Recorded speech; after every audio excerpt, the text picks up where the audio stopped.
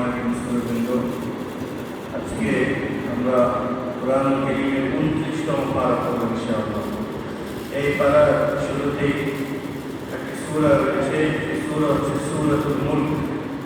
আল্লাহ রাব্বুল আলামিন এই সূরাতুল মুলকের অনেক ফজিলত রেখেছেন। এবং উল্লেখযোগ্য হচ্ছে যে ব্যক্তি নিয়মিত সূরাতুল মুলক পড়বে, তিলাওয়াত করবে, আল্লাহ রাব্বুল আলামিন তার কবরের আযাব থেকে তাকে ক্ষমা করবেন। সুবহানাল্লাহ। এমন হাদিসে আসছে যখন মানুষ কবরে যাবে, পায়ের দিক থেকে যদি আযাবের ফেরেশতা আসে, তাহলে সেই পা বলবে যে এই ব্যক্তি সূরা মুলক পড়তো, তুমি এখান থেকে সরে যাও। তেমনিভাবে যখন মাথা দিক থেকে আসবে, আমার জবান বলবে, আপনার জবান বলবে যে সে সূরাতুল মুলক পড়তো, তাকে আযাব দেওয়া হবে। সুবহানাল্লাহ। তো এই সূরাতুল মুলক আল্লাহ রাব্বুল আলামিন অত্যন্ত বরকতময় করে রেখেছেন। আজকে আমাদের তেলাওয়াতের যে 29তম পারা, দ্বিতীয়তম সূরা সূরাতুল কলম, এই সূরার মধ্যে আল্লাহ রাব্বুল আলামিন কোরআন কারীমে বলেন যে মক্কার কাফিররা শত্রুতা বশত নবীজিকে বলতো, মা আনতা বিনিআমাতি রাব্বিকা বিমাজনুন, নবীজিকে তারা পাগল বলতো দ্বীনের দাওয়াত দেওয়ার জন্য। আল্লাহ তাআলা ঘোষণা করে দিয়েছেন যে না, নবীজি পাগল নন। নবীজি কেমন? আল্লাহ তাআলা বলেন, ওয়া ইন্নাকা লাআলা খুলুকিন আযীম, এই গোটা পৃথিবীর সবচেয়ে শ্রেষ্ঠতম চরিত্রের অধিকারী হলো হযরত মুহাম্মদ সাল্লাল্লাহু আলাইহি ওয়াসাল্লাম। আজকে 29তম পারার মধ্যে অনেক সূরা আসছে, এর মধ্যে সূরা হাক্কা, সূরা কিয়ামা, এই সূরাগুলোতে কিয়ামতের যে দিবসের কথা বর্ণনা করা হয়েছে। একই সাথে আজকে তেলাওয়াতের মধ্যে যে সূরা নূহ পাবো, এই সূরা নূহের মধ্যে নূহ আলাইহিস সালাতু ওয়াস সালাম যে তার উম্মতকে 950 বছর দাওয়াত দিয়েছে, কিন্তু 100 জনও ঈমান গ্রহণ করেন নাই। 80 জনের মতো ঈমান গ্রহণ করেছিল।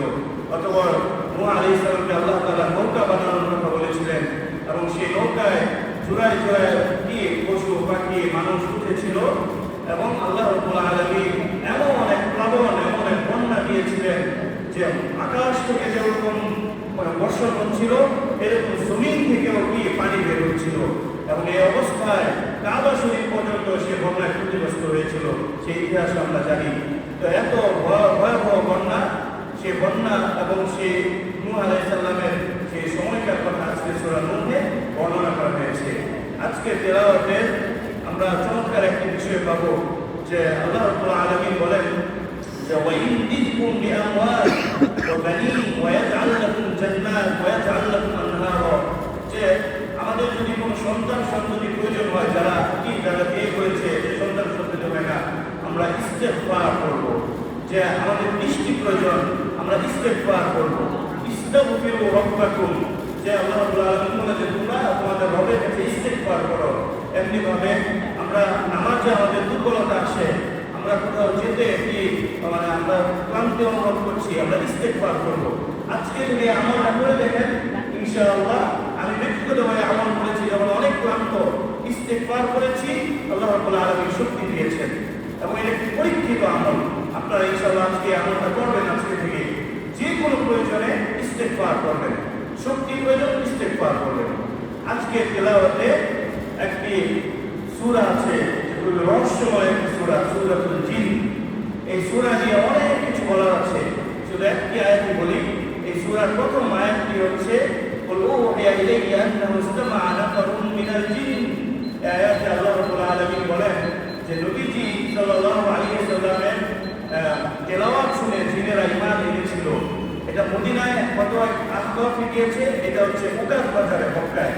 তো এখানে জিনেরা ঈমান এনেছিল, এবং জিনদের আকার কেমন হয়, এবং জিনদের হায়াত অনেক বেশি হয়। যে একবার তো এক সাহাবী তিনি দেখলেন যে মক্কা বাইতুল্লাহ থেকে এক জিন একটি পশমের কাপড় পরে, জুব্বা পরে তিনি বাইতুল্লাহ থেকে প্রেয়ার করতেছে, নামাজ আদায় করতেছে। তার সাথে তিনি মুসাফা করলেন, সালাম করলেন। তখন বললেন যে আমি এই জুব্বাটা, পশমের জুব্বাটা 700 বছর ধরে পরি, এবং এই পোশাক পরে আমি হযরত সাইয়েদনা ঈসা আলাইহিস সালামের সাথে দেখা করেছিলাম। একই পোশাক পরে আমি হযরত মুহাম্মদ সাল্লাল্লাহু আলাইহি ওয়াসাল্লামের সাথে দেখা করেছি।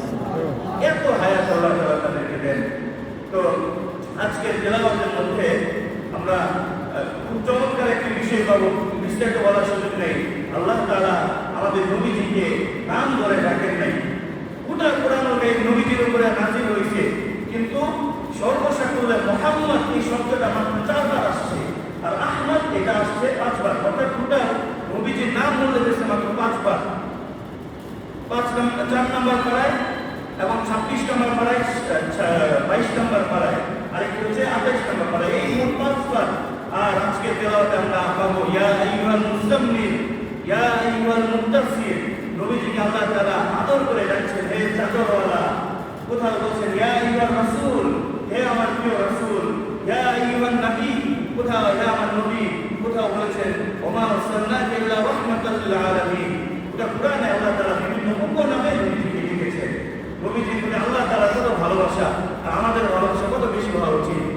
আজকে সর্বশেষ আমরা সূরাতুল কাহফ পাবো। সেই সূরার মধ্যে আল্লাহ তাআলা জান্নাতের বর্ণনা করেছেন। আল্লাহ তাআলা জান্নাতের একটা ওয়েদার বা একটা আবহাওয়ার কথা বলেছেন। আল্লাহ তাআলা বলেন লা ইয়ারাউনা ফিহা শামসা ওয়ালা জামহারিরা। জান্নাতের মধ্যে জান্নাতীরা যখন কি এরকম স্লিপিং কোচ বা এরকম আরামে হেলান দিয়ে বসে থাকবে, তখন আবহাওয়াটা এমন হবে লা ইয়ারাউনা ফিহা শামসা, তখন সূর্য থাকবে না, ওয়ালা জামহারিরা, আর খুব বেশি ঠান্ডাও থাকবে না। অর্থাৎ নাতিশীতোষ্ণ সহনীয় একটা আবহাওয়া আল্লাহ তাআলা দিয়ে দেবেন।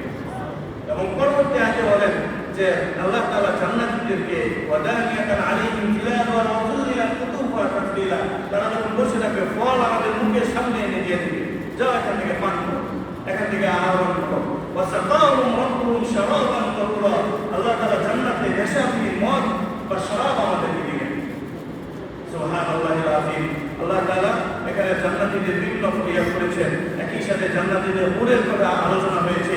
জান্নাতের একটা হুর তো দুনিয়াতে যদি একবার উকি দেয়, সারা দুনিয়া আসমান এবং জমিনের মধ্যে আলোকিত হয়ে যাবে।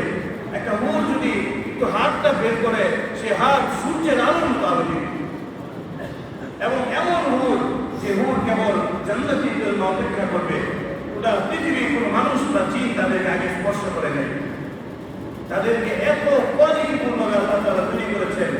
আপনারা সূরাতুর রহমানের তাফসীর করবেন, অনুবাদ করবেন, তাহলে এই হুরের বর্ণনা পাবেন। একই সাথে আজকে সূরাতুল কাহফ, এটার মধ্যে কিছু আয়াত পাবেন। আল্লাহ রাব্বুল আলামিন আমাদেরকে জান্নাত হিসাবে কবুল করে দিন, এবং বেশি বেশি করে যেন ইস্তেগফার করতে পারি, এবং ইস্তেগফারের জিন্দেগি করতে পারি। মাহে রমজানকে আমরা ভালোভাবে শেষ রমজানগুলো আদায় করতে পারি, সেই প্রতিজ্ঞা করুন। ওয়া আখিরু দাওয়ানা